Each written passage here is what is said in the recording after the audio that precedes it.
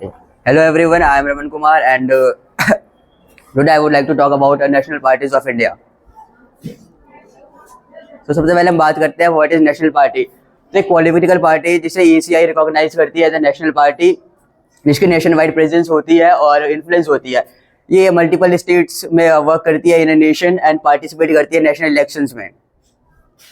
हम बात करेंगे how does a party become a national party. तो इसके 3 क्राइटेरियाज है। पहले वो नेशनल वोट शेयर क्राइटेरिया, जिसमें एक वो पार्टी को कम से कम 6% वोट चाहिए लोकसभा इलेक्शंस में और स्टेट असेंबली में कम से कम 4 seats and win at least 4 seats in the Lok Sabha. हम बात करते हैं लोकसभा सीट्स क्राइटेरियन की, तो उसे 2% ऑफ लोकसभा सीट्स जितनी होती है एज इन अ नेशन, जो है अभी 11 सीट्स। एंड तीसरी है स्टेट पार्टी क्राइटेरियन, जिसमें उसे कम से कम 4 स्टेट में as a state party recognition मिलनी होनी चाहिए। हम बात करते हैं इंपॉर्टेंस ऑफ नेशनल पार्टीज की। तो ये वो करती है नेशनल पॉलिसीज एंड गवर्नेंस बनाती है, कंटेस्ट इलेक्शंस अक्रॉस इंडिया और पॉलिटिकल स्टेबिलिटी देती है, थोड़े coalition government and social and regional groups को रिप्रेजेंट करती है। हम और एक स्ट्रॉन्ग लीडरशिप लोकसभा में प्रोवाइड करती है। अब हम बात करेंगे list of national parties current. तो टोटल 6 नेशनल पार्टीज है। Bharatiya Janata party, Indian national Congress, Bahujan Samaj party, national peoples party, आम आदमी party and communist party of India Marxist. अब हम बात करेंगे भारतीय जनता पार्टी। तो ये पार्टी 1980 में बनी थी। इसकी जो पेरेंट पार्टी थी वो थे भारतीय जनसंघ, और कुछ मतलब इनके की फाउंडर्स तो मतलब ऐसे नहीं थे, बट कुछ की फिगर्स थे, जिसमें लालकृष्ण अडवाणी और अटल बिहारी वाजपेयी जी का नाम आता है।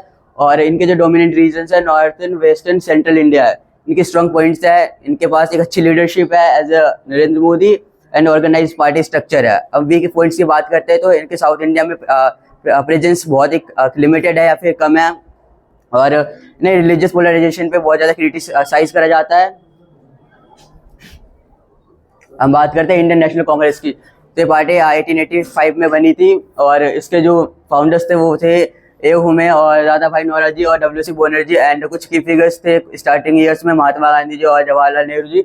और इनके जो डोमिनेंट रीजन्स है केरल, कर्नाटक और हिमाचल प्रदेश में इनकी खुद की गवर्नमेंट है, जबकि कर्नाटक में कोलिशन गवर्नमेंट है। और इनके जो स्ट्रॉन्ग पॉइंट्स है, बहुत ही अच्छी लेगेसी रही है इनकी, और इनकी प्रेजेंस बहुत हिस्टोरिकली बहुत ही अच्छी रही है। बहुत सारे स्टेट्स में इन्होंने रूल भी करा एज ए नेशनल पार्टी। और वीक पॉइंट्स थे इंटरनल लीडरशिप इश्यूज और declining influence in northern India. हम बात करते हैं आम आदमी पार्टी की। तो ये जो पार्टी बनी थी 2012 में बनी थी और इनके जो फाउंडर्स थे अरविंद केजरीवाल एंड कुछ और शामिल थे Indian corruption against movement against, ऐसा कुछ था। इनके जो डोमिनेंट रीजन है दिल्ली और पंजाब में इनकी गवर्नमेंट भी है अभी। और स्ट्रॉन्ग पॉइंट्स जो है इनके वो है strong focus on education, health, electricity, water. इनके पास यंग वोटर का बहुत ही अच्छा सपोर्ट है।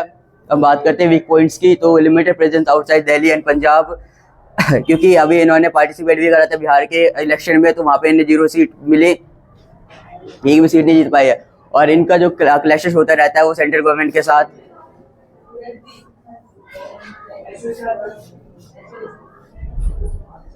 हम बात करते हैं बहुजन समाज पार्टी की। तो ये पार्टी फॉर्म हुई थी 1984 में और इनके जो फाउंडर है वो कांशी राम है। इनका डोमिनेंट रीजन उत्तर प्रदेश में, और अभी उत्तर प्रदेश में बस एक सीट पे रूलिंग पार्टी है।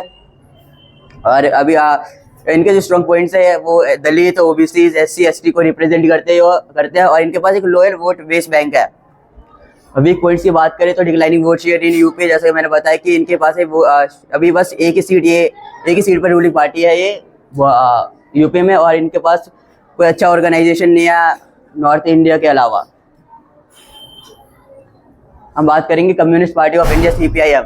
तो ये पार्टी जो फाउंड हुई थी 1964 में, इनकी जो पेरेंट पार्टी थी वो थी CPI communist party of India. कुछ टेक्निकल इश्यूज की वजह से पार्टी फॉर्म हुई थी। इनके जो की लीडर्स थे वो EMS नंबूदिरपर, ज्योति बसु और सुरजीत और हरकिशन सिंह से स्टार्टिंग टाइम में। और इनके जो स्ट्रॉन्ग पॉइंट्स है वो strong ideology and cadre based structure है। इनकी गवर्नेंस रिकॉर्ड केरला में बहुत ही अच्छी है और अभी इनकी कोलिशन गवर्नमेंट भी है केरला में। और हिस्टोरिकली प्रेजेंस भी बहुत अच्छा है। 34 साल तक इन्होंने वेस्ट बंगाल पे राज करा है और 30 साल तक मेघालय में। हम वीक पॉइंट्स की बात करें तो जैसे कि मैंने बताया कि 34 ईयर्स तक इन्होंने वेस्ट बंगाल पे राज करा है, बट फिर इन्हें लाइक विश्वास उड़ गया लोगों से, तो अभी ये रूलिंग पार्टी भी नहीं है और अभी यहाँ पे सीट भी बहुत कम जीते हैं, फिर जीतते भी नहीं है, और लिमिटेड नेशनल वाइड अपील है इनकी। हम बात करते हैं NPP, national peoples party. Party जो फॉर्म हुई थी ये थी 2013 में, और इनके जो फाउंडर थे वो पी एस संगमा थे।